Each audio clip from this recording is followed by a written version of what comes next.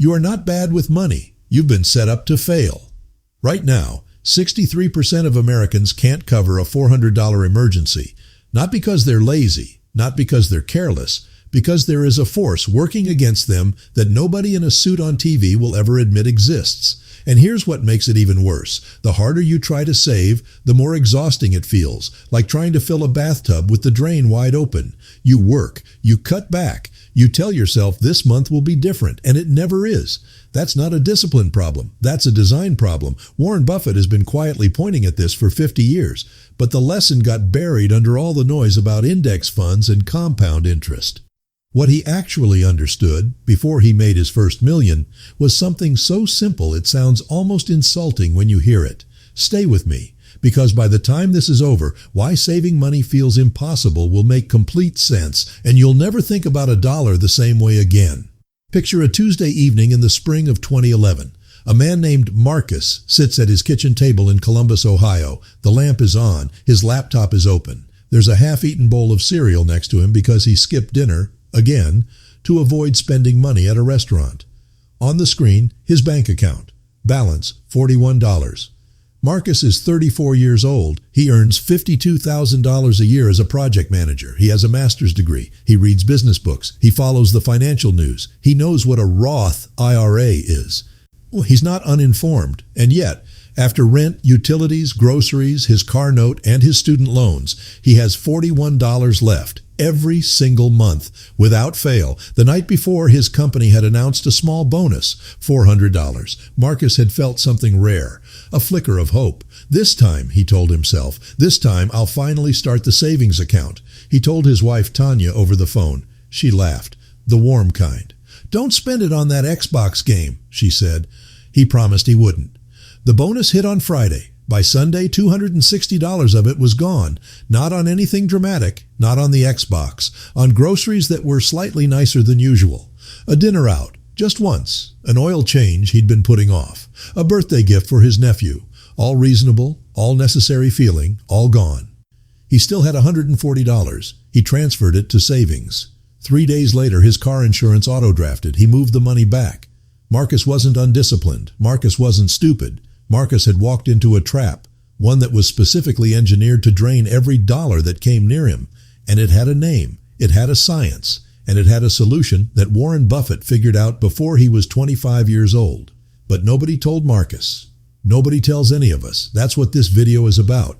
Here's the truth most financial content refuses to say out loud. Saving money isn't primarily a math problem, it's a psychology problem. And until you understand the psychology, the math doesn't stand a chance. There's a principle in behavioral economics called consumption smoothing. It sounds academic, but it describes something you've felt your entire adult life. When humans receive extra money, a bonus, a tax refund, a raise, they don't automatically save it. They unconsciously adjust their lifestyle upward to match it.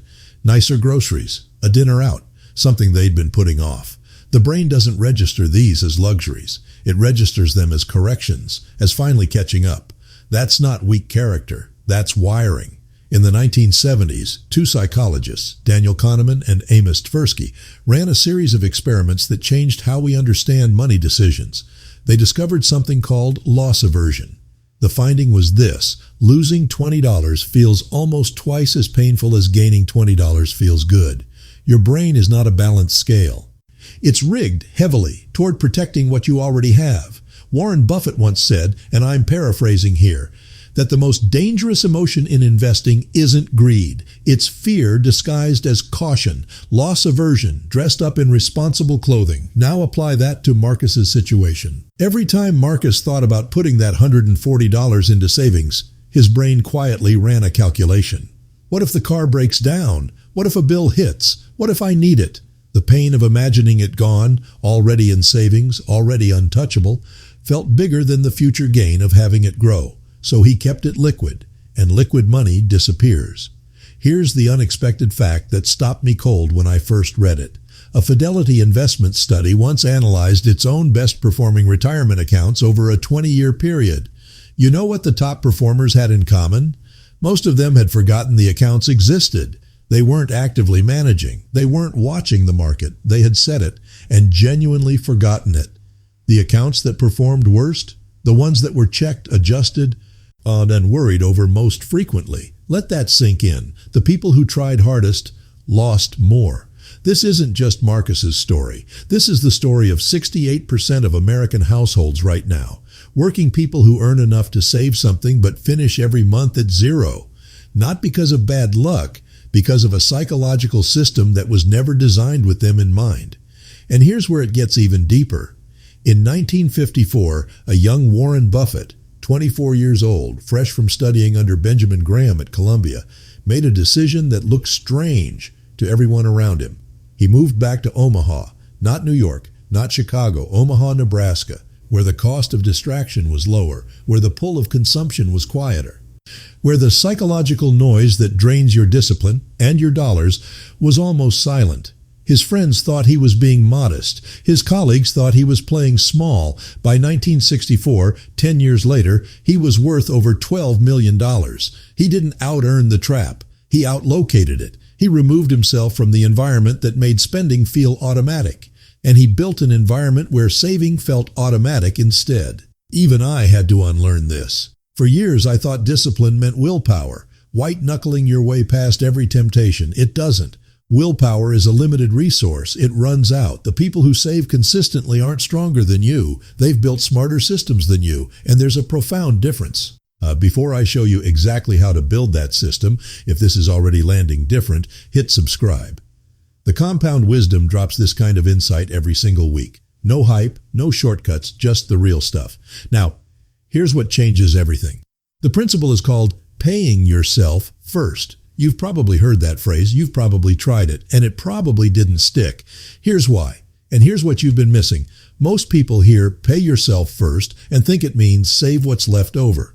Budget carefully, spend wisely. And at the end of the month, transfer whatever survived into savings. That is the exact opposite of what it means. The correct version is this. The moment your paycheck lands, before rent, before groceries, before a single bill, a fixed amount leaves your account automatically and goes somewhere you cannot easily touch it. Then you live on what's left. You are not saving a percentage of your income. You are making savings invisible. You're removing it from the mental equation entirely because the brain cannot miss what it never sees. Buffett has said repeatedly that the formula for building wealth is straightforward. Do not save what is left after spending. Spend what is left after saving. That sentence is 22 words long. It has made more millionaires than any MBA program in America. Now let's make this real. Let's talk about Marcus, and let's talk about you. Marcus earned $52,000 a year. After taxes, roughly $3,500 a month hit his checking account. Every dollar was visible. Every dollar was available. Every dollar got absorbed. Here's what changes when you restructure the system. Marcus sets up a direct deposit split through his HR portal, $200 before he ever sees it. Routes automatically into a Roth IRA contribution. Not his checking account, not his savings account at the same bank, a separate institution, one with no debit card, one that takes 3 business days to transfer back. Friction is the feature, not the bug. His monthly take-home is now $3,300. That's what exists. That's the whole world. And here is what the science says, and what Marcus discovered for himself. Within 60 days, you stop feeling the $200. Your brain re-anchors to the new number. $3,300 becomes normal. You don't miss what you never touch. $200 a month.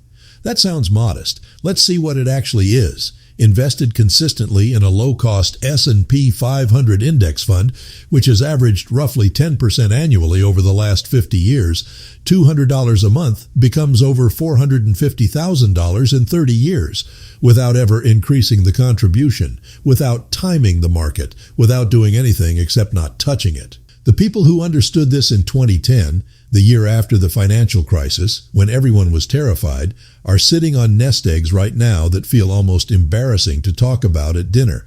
Here are 3 things you can do this week, not someday, this week. First, log into your company's HR or payroll portal and find the direct deposit split option. It takes 11 minutes. Set even $50 to route to a separate account. $50, that's the start. Second, open a Roth IRA if you don't have one. Fidelity and Vanguard both allow you to open one with no minimum, $0 to start. The account just needs to exist. You can't automate something into a void. Third, and this is the one most people skip, remove the savings app from your phone's home screen. Stop checking the balance. The Fidelity study wasn't a fluke. The accounts that win are the accounts that are left alone. Watching your savings account is like watching paint dry, except every time you look, you're tempted to repaint the wall. And here's what Buffett understood, what took him 60 years to prove, but takes you 60 seconds to apply. Wealth is not built by earning more. Wealth is built by building a system where saving happens whether you feel motivated or not, whether the market is scary or not, whether this month was hard or not. Motivation is a visitor. Systems are residents. Marcus, 3 years after that Tuesday night at the kitchen table, had $11,000 in a Roth IRA. He didn't do anything heroic. He didn't get a raise. He didn't cut out lattes. He changed one setting in his payroll portal, and then he stopped thinking about it. Tanya still jokes about the Xbox, but she doesn't joke about the $11,000. I want you to hear something, and really hear it. You're not someone who can't save money. You're someone who was handed a broken system and told the failure was yours. The financial industry profits when you stay confused. Banks make money when you overdraft. Credit cards make money when you carry a balance. The whole architecture of modern consumer finance is designed to keep money moving away from you and to make you feel responsible for it. That ends today. Not because your income changed, because your understanding just changed. And that matters more. You now know what loss aversion actually costs you. You now know why saving the leftover never works. You now know what Buffett figured out at 24 that most people never figure out at all.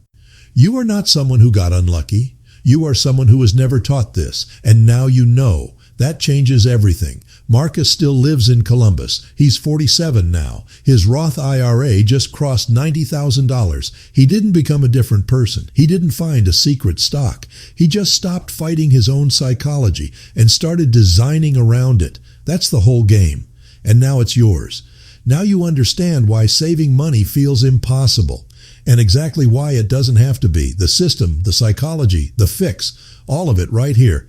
But here's what I didn't tell you. There's a second trap, and it's even more dangerous than loss aversion. It kicks in the moment you actually start saving, the moment you've got a few $1,000s sitting there, looking safe, looking stable.